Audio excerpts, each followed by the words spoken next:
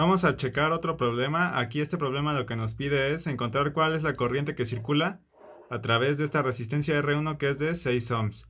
Entonces aquí lo primero que tenemos que hacer es contar cuántas fuentes tenemos. Tenemos una fuente de tensión y una fuente de corriente, por lo tanto vamos a tener que analizar dos redes diferentes. Primero vamos a analizar qué pasa con la red que tiene solamente a esta fuente de tensión de 30 volts.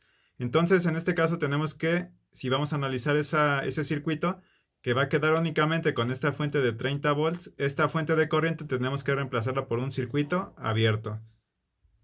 Entonces si reemplazamos esta fuente de corriente que originalmente estaba aquí, va a quedar el circuito de la siguiente manera. Y únicamente va a quedar esta fuente de tensión y esta resistencia. Entonces aquí, para encontrar el valor de la corriente que circula a través de esta resistencia es muy sencillo. ¿Por qué? Porque la corriente total va a ser igual a esta corriente que circula a través de esta resistencia. No hay otro elemento aquí que esté en serie o en paralelo.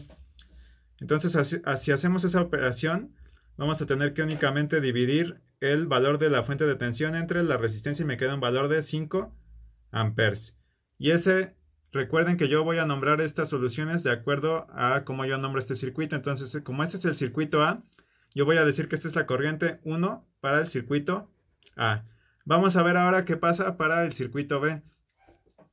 En el circuito B entonces tengo que considerar nada más el efecto de la fuente de corriente y tengo que quitar la fuente de tensión.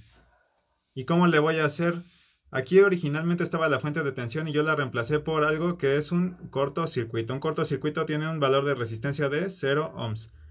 Aquí va a ocurrir una situación muy interesante. ¿Por qué? Porque si se fijan, bueno, tenemos esta fuente de corriente y va a entrar esta corriente al nodo de acá arriba, que está en la parte superior, y se va a dividir entre estas dos resistencias, entre comillas. ¿Por qué? Porque este valor es de 0 ohms. Entonces, aquí ocurre algo interesante. ¿Por dónde se va a ir la corriente? Bueno, la corriente se va a ir por donde encuentre menos resistencia. Por lo tanto, toda la corriente se va a ir por este cortocircuito. Y a esta resistencia no le va a tocar nada de corriente.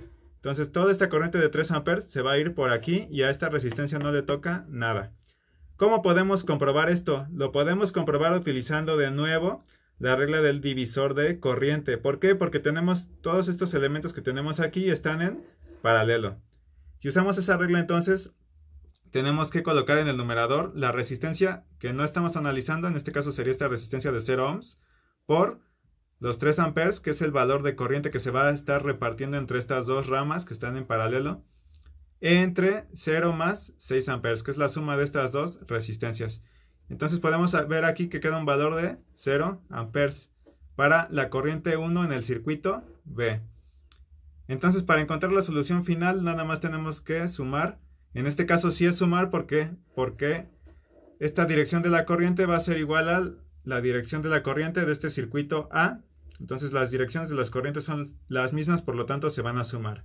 Pero bueno, como aquí había quedado un valor de 0 amperes, únicamente va a quedar 5 amperes más 0, va a quedar un valor final de 5 amperes. En realidad, sí podemos utilizar el teorema de superposición para analizar este circuito, pero había otra manera más fácil de analizarlo. No era tan estrictamente necesario usar este teorema. ¿Por qué?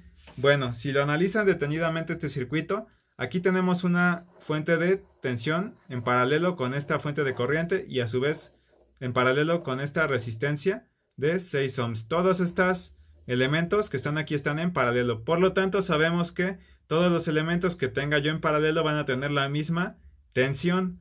Entonces, aquí únicamente lo que tenía que hacer para sacar el valor de corriente, si yo sé que todos estos elementos tienen la misma tensión, aquí también va a haber una tensión de 30 volts. Entonces lo único que tenía que hacer era dividir 30 volts entre 6 ohms y me queda un valor de 5 amperes.